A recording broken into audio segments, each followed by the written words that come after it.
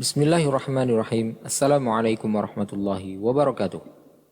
Rasulullah Shallallahu Alaihi Wasallam telah diberi beban oleh Allah SWT berupa risalah dan kenabian. Beliau dihadapkan dengan gangguan dan hinaan dari keluarga dan kaumnya. Mereka menzalimi orang yang memeluk agama Islam dan menghalangi beliau dari menyampaikan risalahnya kepada setiap makhluk. Pada video kali ini kita akan mengisahkan tentang seorang lelaki yang kuat yang menghina Rasulullah Shallallahu Alaihi Wasallam, meludah ke arah beliau serta mencaci maki beliau, serta kisah seekor singa yang membalaskan penghinaan lelaki tersebut terhadap Rasulullah Shallallahu Alaihi Wasallam. Silakan simak video ini sampai selesai.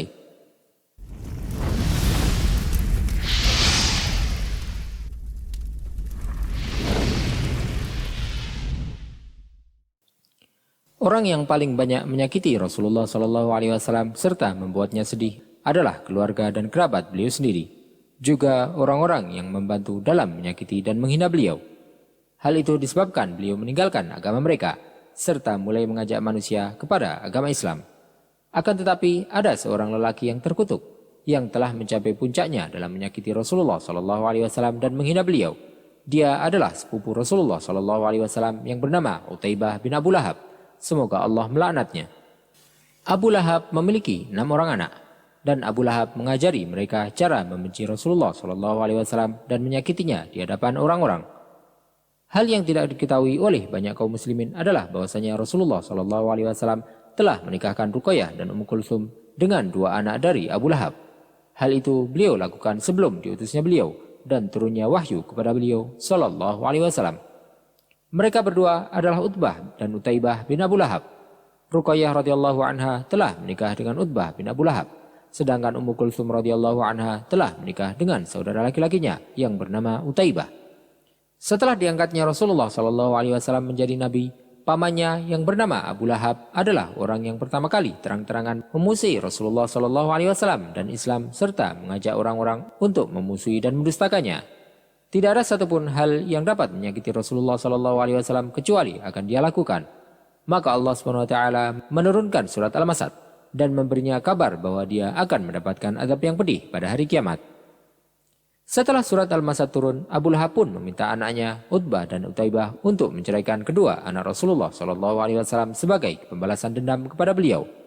Abu Lahab berkata kepada kedua anaknya, "Kepalaku haram bagi kalian jika kalian belum menceraikan kedua anak Muhammad SAW." Ibu mereka yang bernama Ummu Jamil pun berkata kepada mereka seraya membawa kayu bakar, "Ceraikan keduanya wahai anak-anakku, karena mereka berdua telah keluar dari agama nenek moyang kita." Maka mereka berdua menceraikannya setelah itu dengan tujuan untuk menyakiti Rasulullah SAW. Tidak cukup dengan hal itu, anak Abu Lahab yang bernama Utaibah pun berkata, "Aku akan mendatangi Muhammad dan pasti aku akan mengganggunya."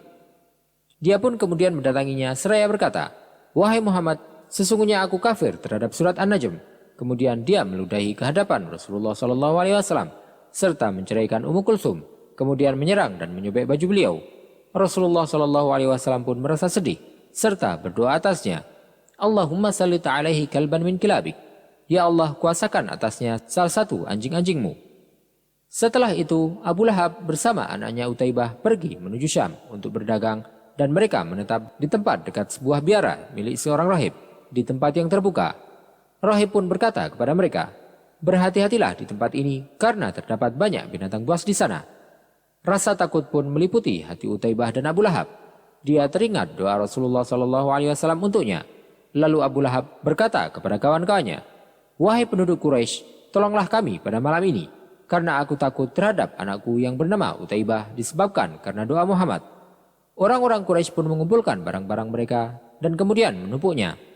Mereka kemudian menempatkan Utaibah di atasnya sebagai bentuk penjagaan baginya. Kemudian mereka pun tidur di sekitarnya.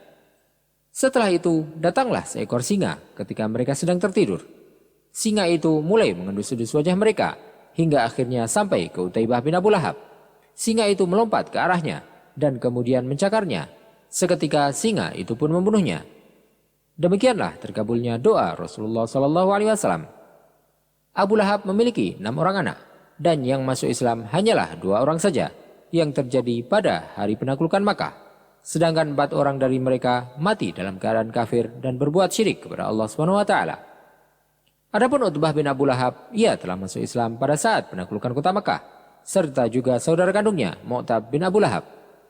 Diriwayatkan dari Abu Sa'ad bahwasanya Ibnu Abbas berkata, ketika Rasulullah SAW datang ke Makkah pada saat penaklukan kota Makkah, beliau bersabda kepadaku, "Ya Abbas, aina bna akhik, Utbah wa Mu'tab?" Wahai Abbas, di manakah dua saudaramu yang bernama Utbah dan Mu'tab? Aku tidak melihat mereka berdua. Lalu aku pun berkata, mereka berdua telah menjauhkan diri bersama orang-orang Quraisy. Beliau kemudian bersabda, pergilah dan datanglah bersama mereka berdua. Kemudian aku pergi ke Arafah. Aku mendatangi keduanya, kemudian berkata, sesungguhnya Rasulullah SAW mengundang kalian berdua. Maka mereka pun menerima undangannya dengan segera. Beliau kemudian mengajak mereka berdua untuk masuk Islam. Setelah itu mereka pun masuk Islam dan berbaiat. Rasulullah SAW bersabda, Inni stauhabtu ibnai ammi hadain min Rabbi, fawahabahuma li. Aku telah memohon kepada Allah agar diberikan kedua saudara sepupuku ini, maka Allah pun memberikan keduanya kepadaku. Wallahu ta'ala a'lam wa sallallahu wa sallama wa baraka ala sayyidina Muhammadin wa ala alihi wa sahbihi ajma'in.